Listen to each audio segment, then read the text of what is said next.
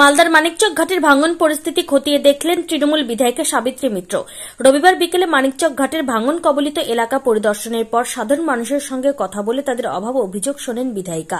উল্লেখ্য, গত কয়েকদিন আগে হঠাৎ করে ভোররাতে মানিকচক ঘাট এলাকায় নদী ভাঙন শুরু হয়, যেখানে তলিয়ে যায় অসংখ্য অস্থায়ী দোকান সহ বাড়িঘর। প্রচুর টাকার ক্ষয়ক্ষতি হয় সাধারণ মানুষের। কি করে অসময়ে এই ভাঙা সাধারণ মানুষ বুঝে উঠতে পারছে না। এদিন মানিকচক বিধানসভার বিধায়িকা সাবিত্রী মিত্র ছাড়াও পরিদর্শন কর্মসূচিতে উপস্থিত ছিলেন মালদা জেলা পরিষদের কর্মাধ্যক্ষ কবিতা মণ্ডল সহ অন্যান্য জনপ্রতিনিধি। বিধায়িকা সাবিত্রী মিত্র জানান, সবসময় হঠাৎ করে এই নদী ভাঙা। কেন্দ্রীয় সরকার ও ফারাক্কা ব্যারেজ নীরব দর্শকের ভূমিকা পালন করছে। আমরা যতটা পারছি কাজ করে যাচ্ছি। কংগ্রেসের সাংসদরা দিল্লিতে লোকসভায় কোনো কিছু বলে না নদী ভাঙন সম্পর্কে। তারা যদি সেখানে বলে আমিও খুশি হব। মমতা বন্দ্যোপাধ্যায় সাধারণ মানুষের জন্য সমানভাবে কাজ করে যাচ্ছে, কিন্তু এই নদী ভাঙন কেন্দ্রীয় সরকারের অধীন, তারা কোন রকম হেলদোল দেখাচ্ছে না। কংগ্রেসের নেতারা শুধুমাত্র মানিকচকে এসে শুধু মন্তব্য করতে জানে। রাজ্য সরকার এই ভাঙন এলাকায় জরুরি পর্যায়ে কাজ শুরু করেছে। আমি স্বপ্ন এটা একটা আমার কাছে স্বপ্ন মনে হচ্ছে, কারণ 40 বছরে এই ঘাটটা যে ভেঙে যাবে এটা জীবনও ভাবতে পারি না। চারদিকে ভাঙা, কিন্তু এখানে কোনো ভাঙন থাকে না। আমি কিছুদিন আগে এসেছিলাম ইলেকট্রিক চুলি করার জন্য, জায়গা দেখে গেছিলাম। তো এখন দেখি যে করা যাবে না, যতক্ষণ একটা প্রোটেকশন থাকবে না তা করা যাবে না।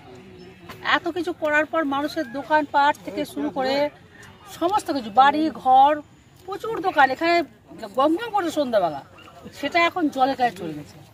এই ভয়ঙ্কর এটা দেখলাম। আমি খবর নিয়েছি রাত 3টের সময় আমাকে ফোন করেছিল এই মেম্বার, তো আমি রাত্রেবেলা ফোন ধরেছিলাম, বলছে সব ভেঙে গেল, মায়ের চোখ দিয়ে গেল। এবার বলেন আমার মাথা খারাপ। আর সেই দিনই আমরা মিটিং করে সকাল থেকে রাত্রেবেলা গেছি বাড়ি। এইবারটা আমি রাত্রে মানুষদাকে বললাম, ইরিগেশন ইঞ্জিনিয়ারকে বললাম, ওরা সকাল সকালে এসছে বোধহয়, আমি সকালে আসতে পারি, আমার শরীর ভালো ছিল না। কিন্তু আমি এখানে এসছি, এখানে কোনো রাজনীতি করার জায়গা না, মানুষকে বাঁচাবার জায়গা। সবাই লড়ো। আজকে কেন্দ্র সরকার আমাদেরকে জিএসটিতে কোনো জিএসটি আমরা দিচ্ছি, কোনো টাকা আমাদেরকে দিচ্ছে না।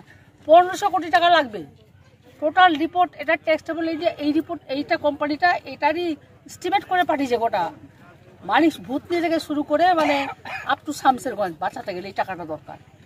সব থাকবে মানুষের কাছে। কি টাকাগুলো তো সরকারের টাকা, কেন্দ্রের কাছে টাকা না, এটাও তো হয় না। আমি কোনো রাজনৈতিক ঝগড়া বলছি না, মানুষকে বাঁচাও।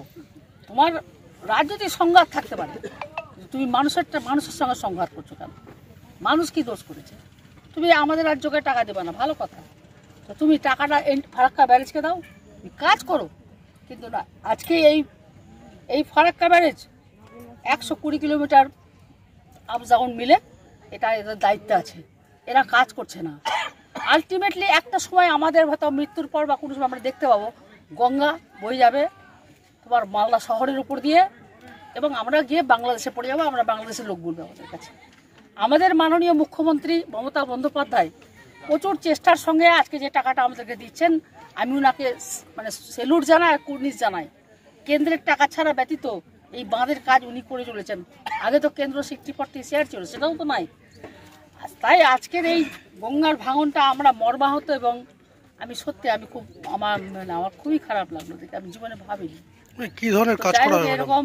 আজকে এখানে যেটা কাজ সেটা নিয়ে নয় কাজ, ওরা এখন ধরো বাঁধটাকে খালি আটকে দেওয়া, বন্যাটা না হওয়া, বাঁধটাকে ভাঙনটাকে আটকানো।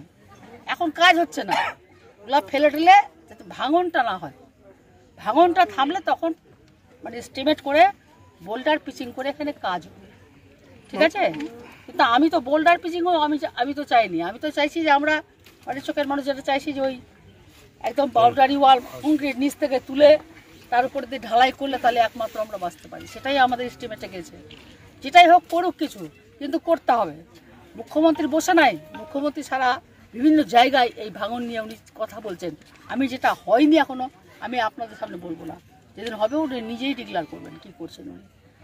এখানে যারা কেবলমাত্র কাজ নেই কাম নেই, ঢাল নাই তরোয়াল নাই, নিধিরাম সর্দারের মতো এসে চলে গেল, এইসব কথা না বলে এরা পার্লামেন্টে, এদের সাংসদ অনেক আছে, কংগ্রেসের পার্লামেন্টে অনেক সাংসদ আছে, তারা বলছেন না কেন দাঁড়িয়ে গঙ্গার ভাঙনে চিৎকার কেন করবেন না?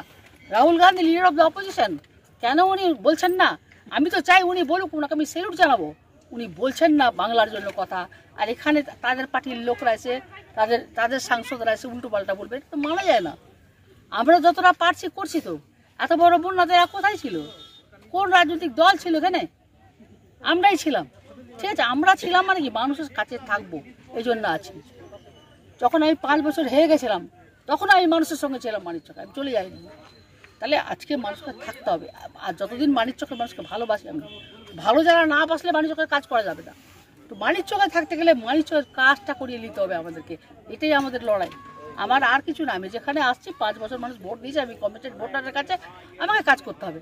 কিন্তু এই গঙ্গার ভাঙনটা আমাকে ভয়ঙ্কর লাগলো। আমি একবার গঙ্গা পুজো করেছিলাম, তো সিপিএমরা, বিজেপিরা, কংগ্রেসরা আমাকে দেখে ব্যঙ্গ করেছিল যে আপনি গঙ্গা পূজা করছেন, ধর্ম নিয়ে মানুষের কাছে ভোট চাইছে। ধর্ম কী আছে? আমি মানত করেছিলাম মানিকচকে দাঁড়াবার সময়, মানিকচকে যদি বন্যা না হয় তাহলে আমি ভোটে দাঁড় করাও, আর ওখানে আমি কোনোদিন পারবো না এই কাজ করতে। তা আমি যখন 11 সাল থেকে 16 সাল, কত বছর যাই না, অত 10 বছর ভাঙন হয়নি। 10 বছর পর যে ভাঙনটা হলো ভয়ঙ্কর। গঙ্গাকে অবহেলা করতে নাই, ভালোবাসতে হয়। সেই জন্য আমরা মানুষ এখানে সবাই আছে এবং আমরা সবাইকে নিয়ে এই কাজটা যাতে হয় সেটা আমরা দেখছি। এস্টিমেট সঠিকভাবে কাজ করাবো, কোনো রকম গাফিলতি হতে আমরা দিব না। আমরা সবাই থেকে কাজ করাচ্ছি, অসুবিধা কিছু নেই। তবে একটা টাকা ভেঙে গেছে, টাকাটা স্যাংশন করাতে ফিনান্স থেকে চাইতে আসতে টাইম লাগে, তাও কিছুটা এমার্জেন্সি টাকা পেয়েছে, ওটা করছে। Bureau report, news for Bengal. This channel does not promote or encourage any illegal activities. All contents provided by this channel is meant for educational purpose only.